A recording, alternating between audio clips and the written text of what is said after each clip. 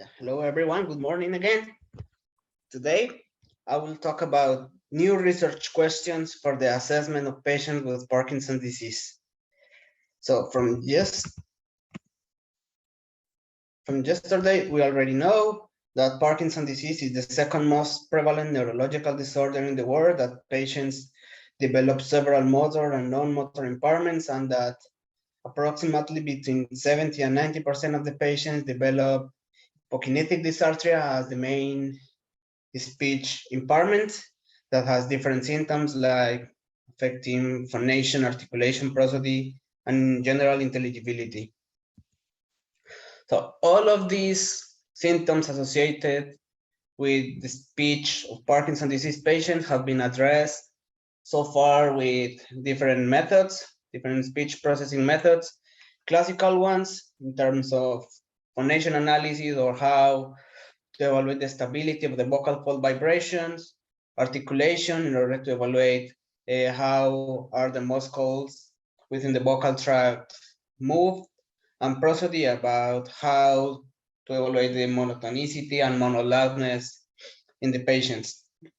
We have as well in the recent years some novel methods to evaluate Parkinson's disease or Parkinsonian speech, have speaker models based on Gaussian mixture models, I vectors or X vectors. We have recently the use of different phonological features to evaluate how is the pronunciation of the different phonemes. We have the representation learning strategies, which are derived from embeddings from a neural network to represent pathological speech signals. And we have so far as well end-to-end models using raw speech signals or visual spectrograms or visual representation via spectrograms to take the final decision about whether the speech comes from a Parkinson's disease patient or from a healthy control subject, or how is the speech severity of the patients, among other classification tasks. However, all of these speech methods have been used so far to evaluate three different problems or to solve different problems to address these three different classification or regression tasks. We have so far, most research so far has focused on the classification between healthy controls and patients, or all of these methods have been used to evaluate the dysarthria severity of the patients following a clinical scale, or to address this, or to address and to follow the speech therapy, or as well to evaluate the neurological state of the patients following the MDS UPDRS scale based on speech.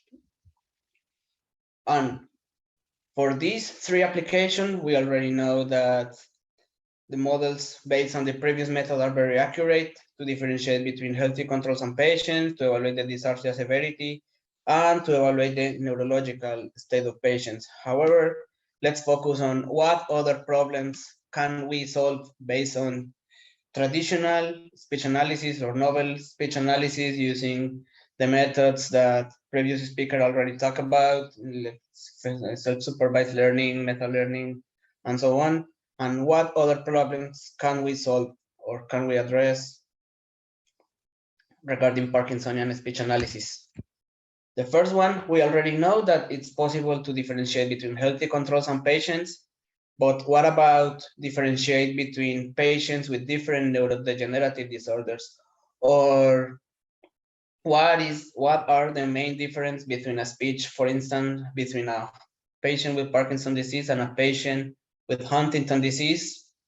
Both of them suffer from dysarthria, but it's a different type of dysarthria. In the case of the Huntington, it's called hyperkinetic dysarthria, and it has some other symptoms.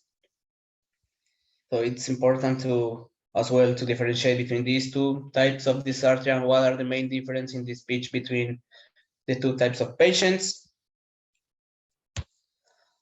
Another future application would be the detection of prodromal stages of the disease. This is very important in order to develop technology for early detection of the disease, since currently the diagnosis of Parkinson's disease may appear up to 10 or 20 years after the presence of the disease starts in the brain. So there are two ways to address that. The first one is the detection of an analysis of patients with genetic mutations. There is a well-known mutation, particularly in the Parkinson gene, in a cluster in a small population in the north of Antioquia in Colombia. There is a very small town in the countryside, very isolated, and there are high prevalence of genetic mutations in Parkinson disease in this city, probably introduced by Spanish immigrants during the colonial times in the 16th century. And since this is a very isolated community, the cluster of Parkinson's genetic patients with Parkinson's disease with genetic mutation has a high prevalence there in that city. So it's important to evaluate not only for early diagnosis, but also to understand what are the main difference between idiopathic Parkinson's disease in the speech and speech caused and the disease caused by the genetic mutations. The other aspect for early detection and detection of prodromal stages will be to evaluate patients with rapid eye movement disorder, sleep disorder, since they have a high prevalence of developing Parkinson's disease like 10 or 20 years after the presence of the sleep disorder. The third case we have, or the third future question will be the longitudinal assessment of patients. There has been some progress that have done so far. However, with the new speech methods that have come within the last years, this is something that have to be addressed again more in the future. Then, as Sao mentioned previously, the synchronous multimodal analysis, the combination of speech, facial video, and language will help to gain more insights about additional symptoms of the patients. For instance, with facial video combined with speech, we can also evaluate the hypomimia, which is the sticky face in the patients. With the analysis of language combined with speech, we can track as well cognitive symptoms in the patients, cognitive decline or depression. Also, another important aspect that have been previously addressed, but which it should be addressed more in the future, is the assessment of which speech dimensions are more affected for each patient. This is very important in order to speech therapists can focus the therapy, in particularly which speech dimension are more affected for each particular patient. For instance, if a patient have more problems pronouncing nasal sounds, so therapy should focus more into the evaluation of those types of dimension or phonological classes. And also, another important aspect is the assessment of non-motor symptoms of the patients. Traditionally, or until so far, most researchers have focused on the assessment of motor impairments, which are the most prominent ones in the disease. However, there are also the non-motor symptoms of the patients, the most, particularly depression and cognitive decline, which can be also addressed using speech signals or language or text. There should be also more works focusing on the assessment of non-motor symptoms of patients. And many more.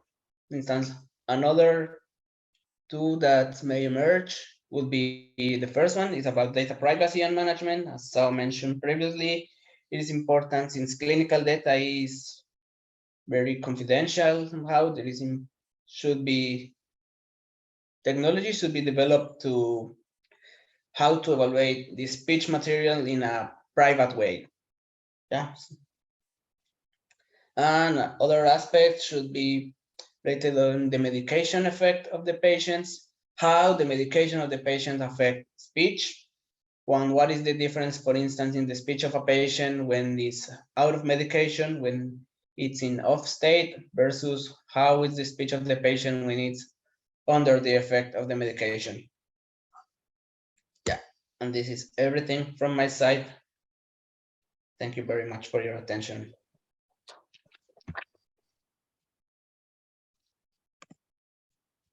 Thank you, Juan Camilo. Here we will have a little coffee break till 10:15. So yeah, we'll come back in 15 minutes. Thank you, everyone.